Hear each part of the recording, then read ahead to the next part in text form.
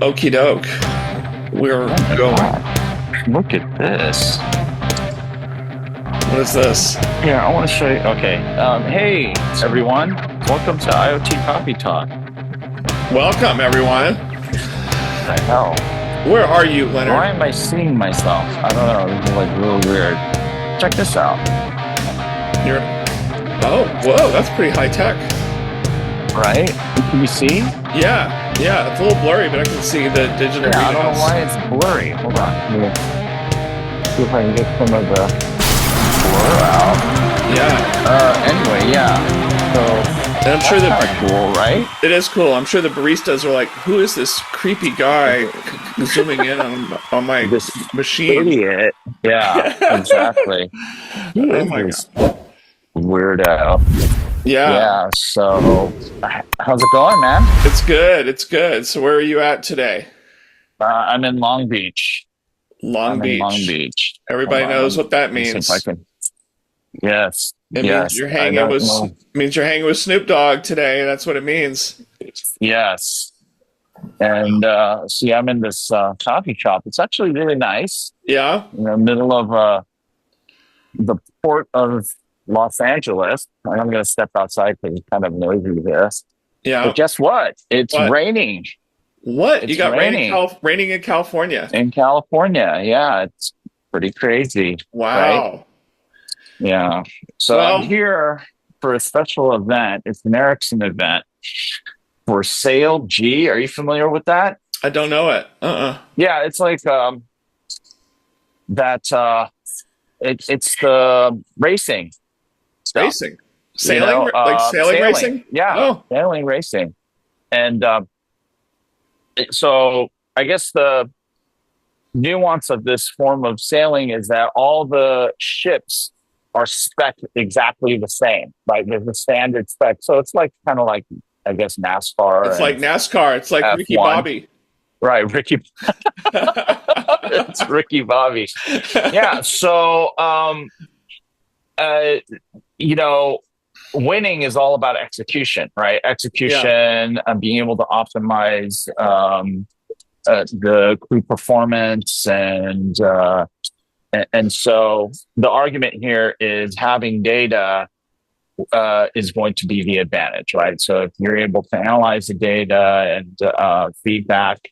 The performance of the crew, the performance of the vessel, then that's the formula for winning, right? Or at least that's some differentiation that you can tap into to give yourself an edge.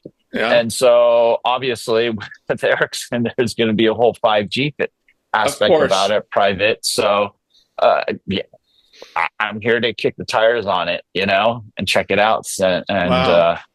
Yeah, since this is not in Boston or in London, I figure, hey, I'll just make the drive up. You might as well make the drive up. These guys. Yeah. So, speaking of like planning or execution, what did Mike Tyson always tell us about that stuff? Mike Tyson? I think he said that everybody has a plan until they get punched in the face.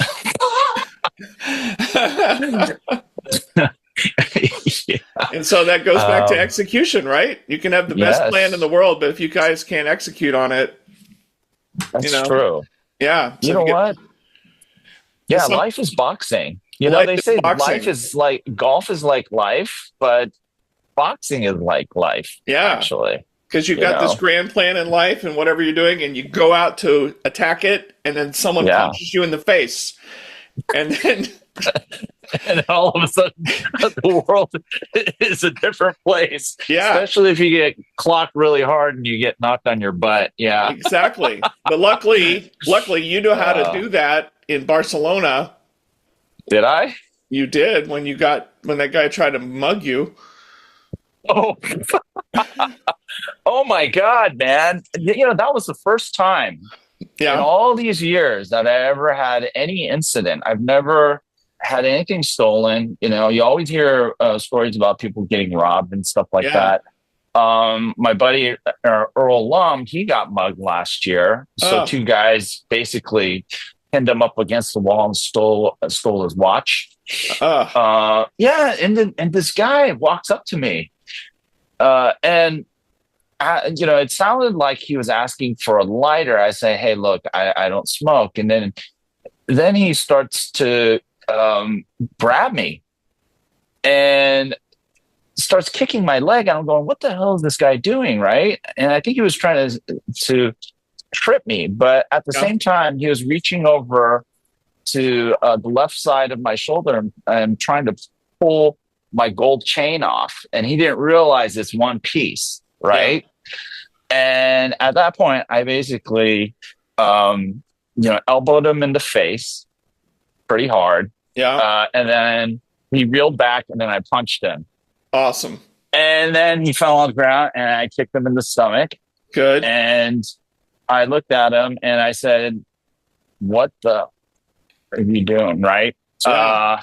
And at that moment, I tried to calm myself down, and I asked myself, "Okay, do I really want to take this any further? Because, this could get really complicated, right?" Yeah. So the kid gets up, and he was pretty tall. Actually, a little bit taller than me. Wow. He gets up, and then I decide to scare the living shit out of him, and that's what I did. Yeah. I chased him a little bit, and then, unfortunately for him, a taxi hit him. And at that point, I said, "Screw this noise! I'm out of here." And for those reasons, I left. I'm out.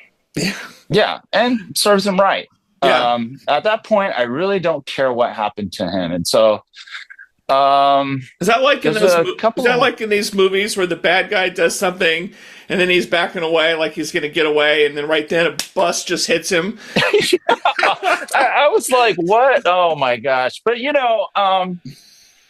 I don't know. I mean, I'm like really out of shape. I don't know how I kicked this guy's butt. Adrenaline. It wasn't like he was like a short guy. Yeah, it's like old dude strength. Do you know what I'm saying? It like comes out of nowhere. Yeah. Right. But somehow old people like me have this like sort of like Incredible Hulk like type of thing going on. Yeah. And it just kicks in.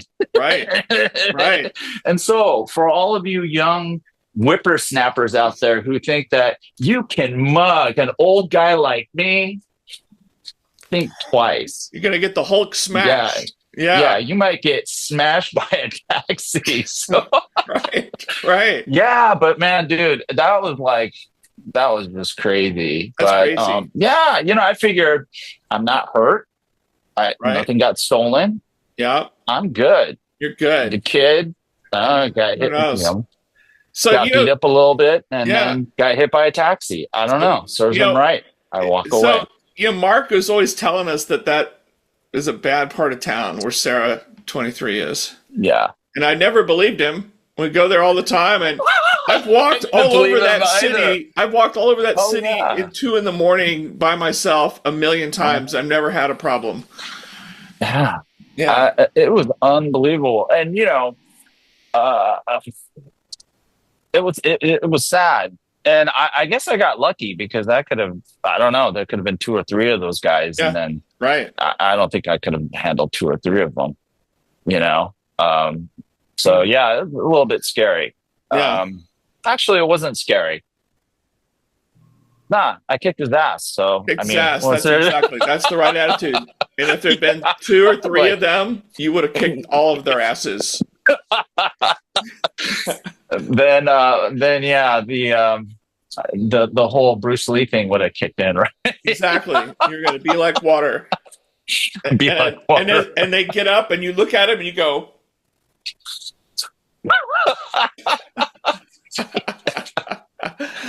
No, but seriously, I was really lucky. Jesus, yeah, really lucky. Because usually people get hurt or something gets stolen, and the only bad stuff that happened was to the guy. Yeah. And serves him right. You know what I'm saying? So, and I didn't have to deal with the police. The taxi dealt with them for me. And there you go.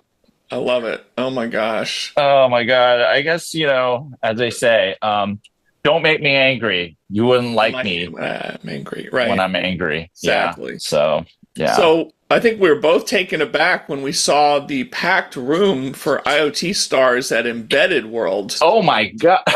All our friends were there. What the Oh my hell? God. That place was Yeah. packed. What the Yeah. heck? Oh my God. Yeah. No. I had like serious FOMO out when I saw that photo. Yeah, that was totally not like MWC's attendance. No, the MWC's attendance was a little different, lighter, definitely. Yeah. But that had like the old vibe, you know what I'm saying? The Yeah. embedded world, Yeah. IoT stars. It looked like it had a lot of energy, but then also a lot of the cast of characters that we usually hang out with in the brands, right? Rack was there. Yeah. They all showed up there, but I suppose you have to, you can't go to every single conference, right? And MWC has changed a lot. IoT has changed a lot. And that's a really good point. There was a time frame when at MWC everybody was talking about IoT. Yeah. And so it kind of made sense. The original IoT stars it came out of this. We were, I don't want to say we were at the back end. We were still kind of in the middle or the later stages of the smartphone revolution, which was really driving MWC. MWC originally, started out was more telecom focused, and then you had the rise of all the smartphone players and all the device management players. And there used to be an event called Mobile Monday that people did all over the world. They had these little meetings around smartphone mobility apps, all that kind of stuff. And so Rudy DeWale and those guys and Mark, they did something called Mobile Sunday, and that was at the Estrella Dam brewery. And then the next day they did IoT Stars at the whatever the name of the building is. I always forget its name. It looks kind of like the Gherkin in London for the first ever event. And then after that, Mobile Monday kind of faded. And IoT Stars kind of took over because IoT became the hot new thing at MWC, at least for a while, up until 5G mania took hold, So there you have it, folks. And so, it was going to be a biggest. Maybe it's time for us to have an IoT Coffee Talk conference. What are you talking about? Have our own you mean conference. No, I didn't say there. I'm just saying maybe we should have our own conference. I think so. That might be kind of cool. In California or something, Yeah. Yeah, someplace everybody wants to go. San Diego. How about Everybody San Diego? loves San Diego. How about San Diego? I'm down with that. We should talk about that. That might be actually really cool. And then we can do a lot of media stuff. Yeah. Get sponsors. Maybe get a big room like at the Dell Coronado or something, Dude, that place is like old, man, and they have like ghosts. They do have ghosts. Like haunted, man. It is fun though to be out. I love sitting out there on their big deck though for drinks, watching sunset. Oh, yeah, sure. That's always nice. I mean, it is nice. Yeah, but the last thing you want is like friggin' you're doing like a talk and some poltergeist. Yeah, that's true. Type crap starts happening. I hate that. Run like to papers the light. flying all over the place. Right. Yeah. So maybe it'd be better to then have the event on the deck of one of the aircraft carriers or something like that. Oh. Wouldn't that be cool? Yeah. Tom Cruise That's drops something in. to think about. Yeah. Yeah. Or on a submarine in Point Loma. There's so much. Yeah. So much to do in San Diego, as everyone knows. That's true. Yeah. That's true. Yeah, I like this whole family staring at me as they're they're like, walking and going, "What the hell is this guy doing?" He's talking to himself. So, yeah, that poor old man. He doesn't know that there's nobody there. He's having a conversation with some invisible person. As he's eating his his little croissant. Oh my gosh, ham and cheese croissant, which, by the way, is quite delicious. Oh well, that's good. You wouldn't expect finding this quality, a breakfast food, in a neighborhood like this. I love it. It's like pseudo industrial. Yeah. How long did it take you to drive up there from San Diego? Um, Took me I think about an hour and 40 minutes, hour and 30 minutes. Not that Okay. bad. It could have been a lot worse. Okay, I'm going to be Which down in. reminds me of what time? Ooh, Oh, 9:20. No, I still have time. yeah. I'm going to be down in. Yeah. I'm going to be down in Newport Beach in a few weeks for a No, week. really. Yeah. Yeah. Yeah. We should catch up. Yeah. Let's connect. Yeah. Kathy And and I are then, going to come down there for a week. Our daughter lives there. So, oh, really? yeah. I had no idea. When She are just you moved. coming? She just moved over there. It's I think in that first or second week of April. Let's see. That week of like the 6th, 7th, 8th, 9th, 10th, whatever of April. Oh, okay. The week after Vision. That's right. Yeah, the week Yeah. after Okay. Vision. Yeah, Okay. Cool. yeah. We'll figure it out. We'll do a beachside coffee talk or Yeah. something. Yeah. That sounds like a plan. We'll promote our big conference that we're going to have like 10,000 attendees. Yeah. Exactly. Now, yeah. So we had embedded. We had Mobile World Congress. Yeah, A we lot had of that. stuff. We had that fun event in Austin. Was a blast. That went really well. I'm glad everybody showed up for that. That was fun. Yeah. For sure. All in like span of about 2 weeks. That's Yeah. insane. You know? We called it that 2025 would be like the rebirth, the renaissance of IoT. And shortly after that, boom, Qualcomm acquires Edge Impulse. And it's like That's the big news. Yeah. that is big news. That means that's an IoT-ish acquisition there, you know? Well, it was funny. Nakul Dugal, he tells a small group of analysts that it was hilarious because we went, what? Like my reaction was, what? And then he looks at me and he goes, oh, why what? He goes, oh, holy crap. Holy shit. Yeah, Oh, okay. that just happened. And they go, is that a good thing or a bad thing? It's like, let me think about it. We'll find out. It's a good thing. Yeah. It's and yeah, that was the big news, right? Going into embedded. Yeah. And had I known, I might have made the effort to go to embedded just to Right. be part of the presence of that sort of unveiling and the dialogue around that. Yeah. Because obviously Zach and crew. Props to Zach Shelby and crew, man.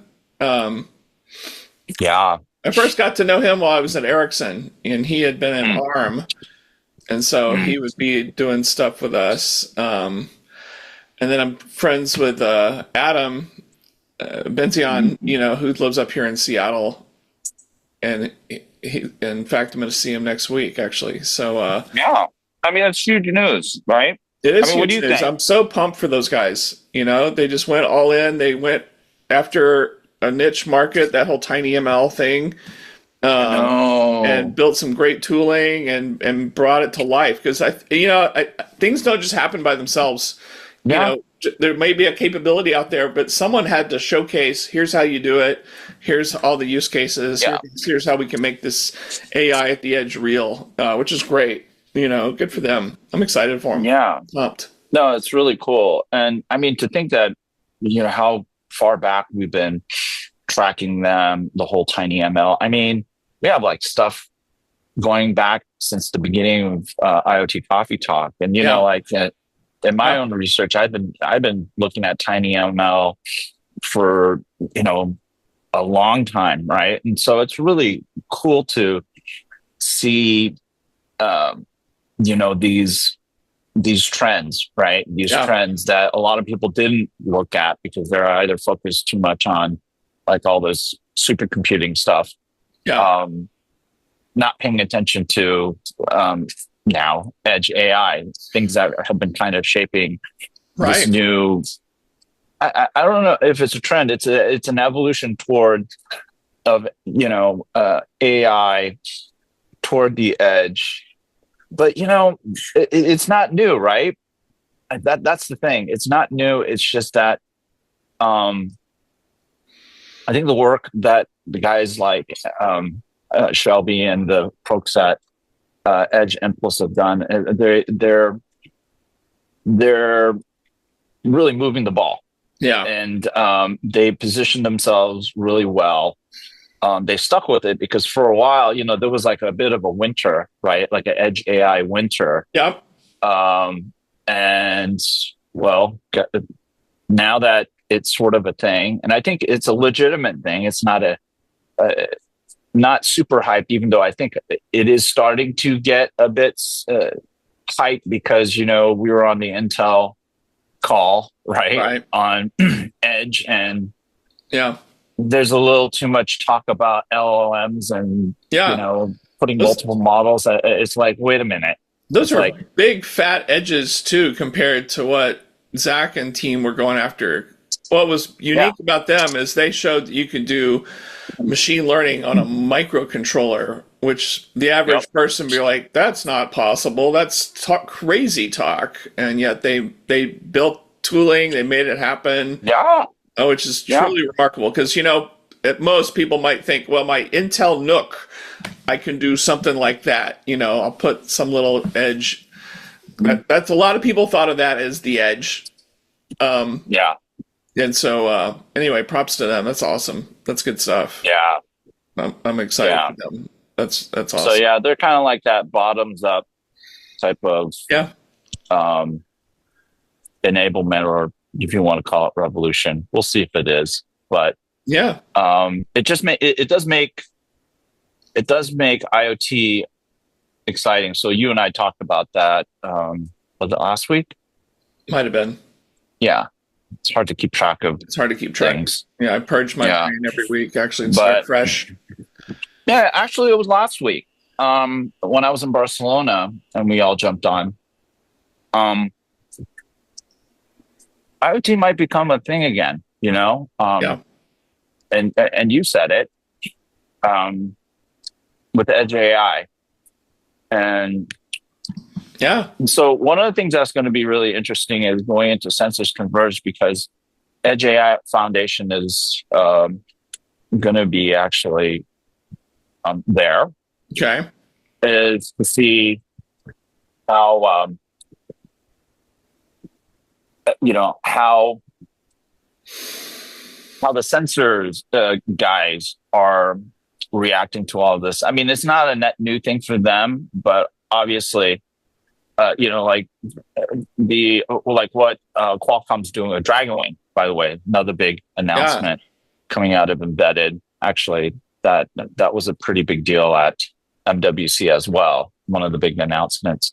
So for those of you who don't know, Dragonwing is Qualcomm's new brand for all their industrial stuff. So that includes all the networking infrastructure for mobile networks, all the RAN stuff that they do, the industrial, and what else? Help me out. So maybe There's a because third one. are you thinking like Snapdragon was Networking. for consumers and Yeah. Dragon Wing will be in factories or heavy industry? Yeah. Maybe Mm-hmm. stuff like you're going to see when you're out there at the port at Long Beach, they might want to. And so maybe it makes sense that they would pair the technology they're getting from Edge Impulse with this industrial gear that they're going after with Dragon Wing, to go after Yeah. that whole industrial IoT space, and have real chops behind it. A lot of people Yeah.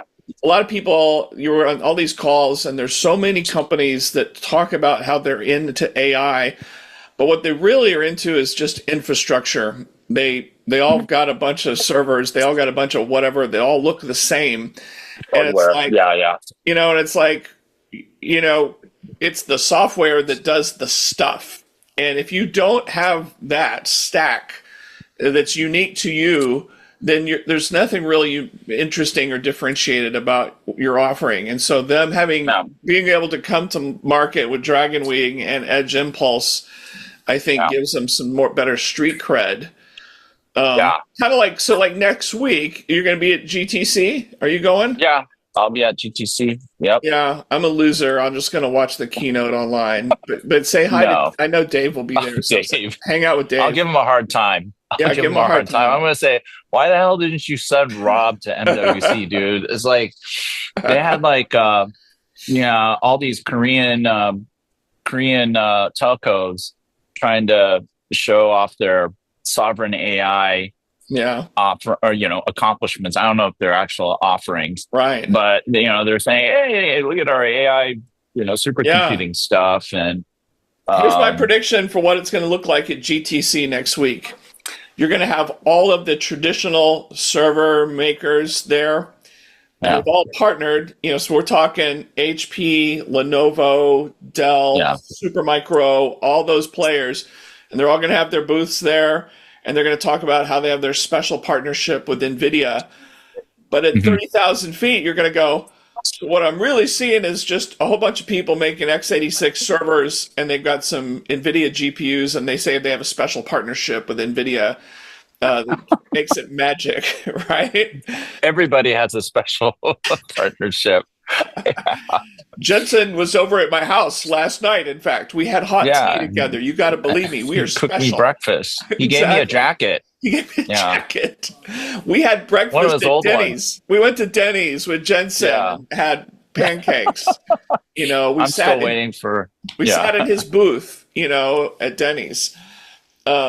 But no, you're going to see a lot of that. That's the tough thing in the server space. If you're not a yeah, hyperscaler, and it's always funny, yeah, we've talked about this before, all of the traditional sell to server makers will talk about, oh, yeah, we're going to be selling a lot to the hyperscalers. And we have to remind our yeah, audience that's absolutely not true. The hyperscalers all make their own servers. They don't buy servers from Dell and HP and Supermicro and Lenovo.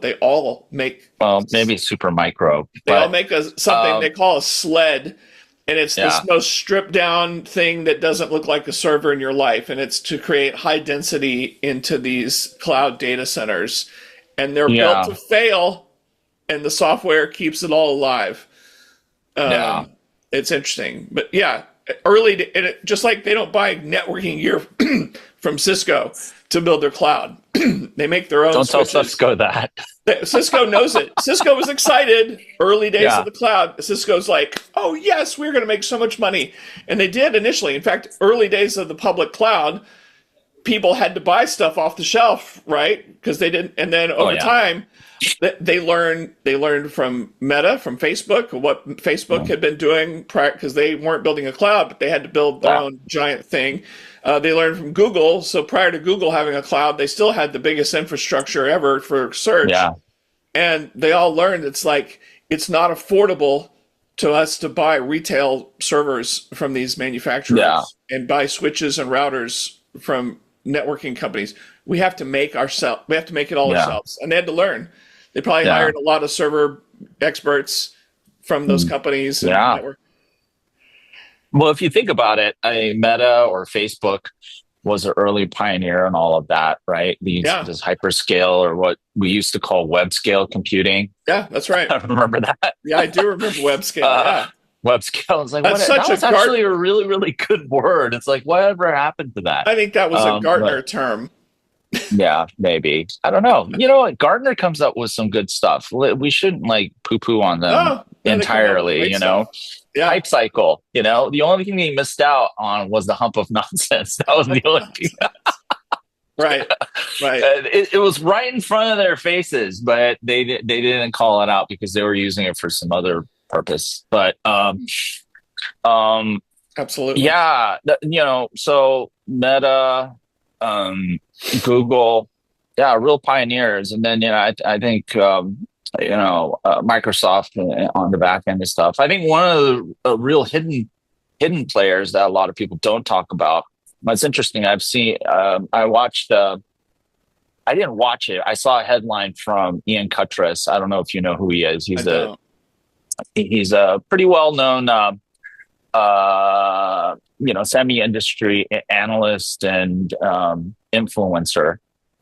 Um, he cited Apple as being one of the leaders in data center computing, and it is probably true.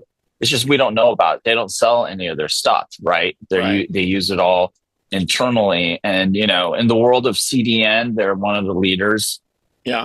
They deliver the arguably, if not technically, the best media experiences people, they just never talk about this stuff, right? And so, Yeah. going back to like a conversation we had a while back, when all these developers are complaining about the fee and stuff like that, right, for App Store, Yeah. it's like, well, then you go out and you build all this infrastructure on your own, right? Right.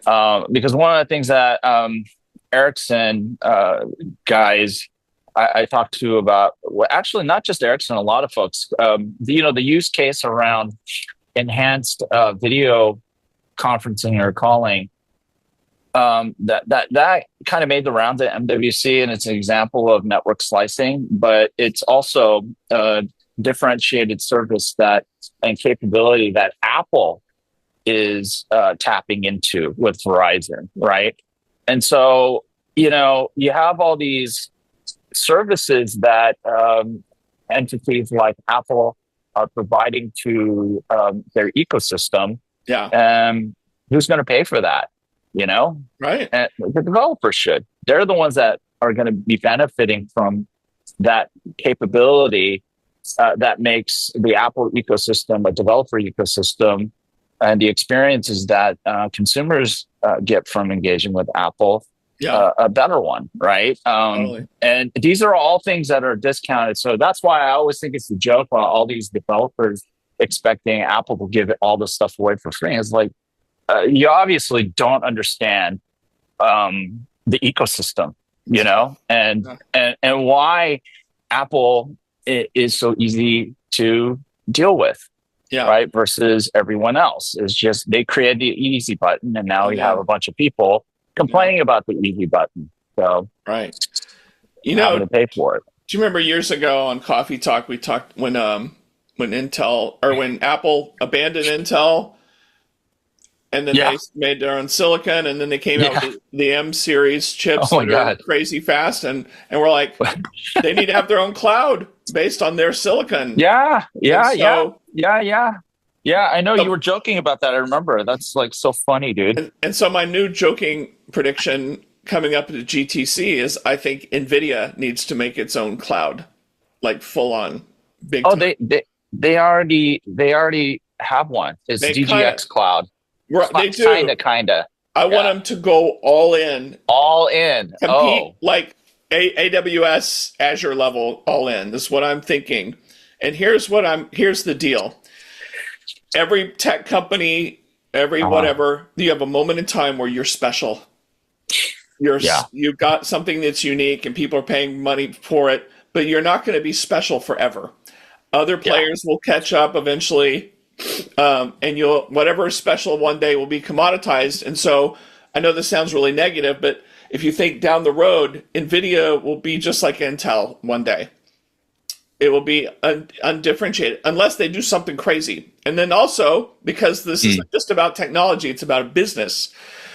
The law of big numbers makes it hard for you to keep having these, 500% increase in sales, or double-digit increases every quarter in order to keep propelling your stock price and keep you at a multi-trillion-dollar valuation. And my gosh. Those numbers get so big, it gets impossible to do it. And so I think both Apple and NVIDIA in that way are in the same boat. They're now barely trying to eke out gains because the numbers are already so big. They're doing good. Yeah. And so I think both of them need to launch public clouds to compete with AWS and Azure at that level. And Apple differentiates with its silicon, and NVIDIA does the same. They also, and obviously, remember we saw what happened. Remember NVIDIA tried to acquire ARM, and they would have just captured that whole market. Everything. Yeah. And chip wars. Okay, so let's do our disclaimer. Take us seriously at your own risk. Don't listen to Rob about any valuation crap. Okay, just throw that stuff out the window. Don't do it. Don't do it. We're just having fun. We're just for entertainment purposes only. Yeah, and it's a stretch, but we try. Yeah. So but think about. Can you imagine Microsoft? They don't make chips. Well, they do now a little, but as a pure software play, and all their big money was Windows and Office, Windows Server Yeah. and SQL Server, or they're referred to as the four horsemen. And then you Yeah. start going into the AWS age of the cloud, and over time, had Microsoft not pivoted, you have to eat your own babies, as they say. You've got to cannibalize your own business to keep, because someone else will. And so Microsoft had to go into the cloud Yeah. business because you have the pressure from open source getting good enough, and you have the pressure from a giant mega managed service called AWS that will eat into your ability to keep selling Windows servers and SQL servers and all that. And so, but hey, it added an extra 80 billion a year to the balance sheet, so Yeah. it was smart. Yeah. I think one of the challenges is the economics of cloud. You know, it's different from software, definitely. Everyone was chasing the annual, a recurring revenue Yeah, metric. But that comes with a cost, right? right. I don't think the level of automation was realized largely due to the fact that the portfolio is diversified immensely. I mean, the initial, let's call it cloud scaling law was that it was like basically x86. No, you didn't have a huge diversity of instances, right? Or Right. instance types, configurations. Now, I mean, just look at all the AI offerings everyone has. It's like freaking all over the Yeah. place, right? It's just massive buffet.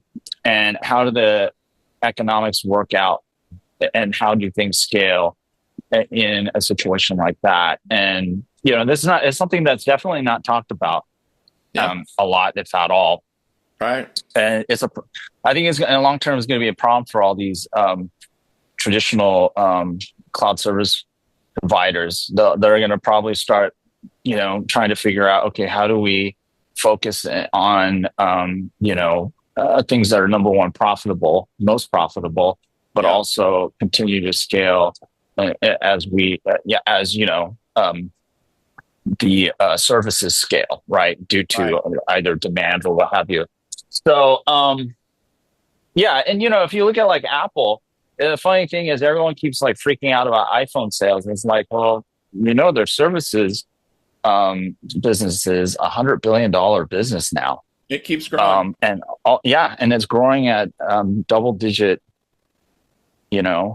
And so they I think and Apple's like going to any be yeah, like any changing. good business strategist, they knew, just like what we said a second ago, you get to be special for a period of time, and you have Yeah. to know that the iPhone will only be special, and it's probably way exceeded its lifetime of being super special, probably more than any Yeah. product in the world.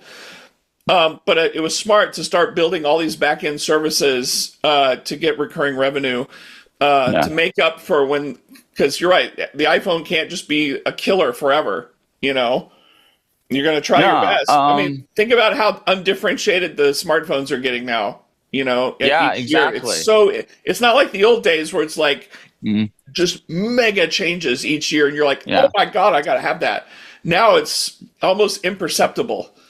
Well, here, think about this. I saw an article. Well, actually, you see it in the pricing now. The Macs are not getting more expensive. Everyone else is pumping up their price with AI PC.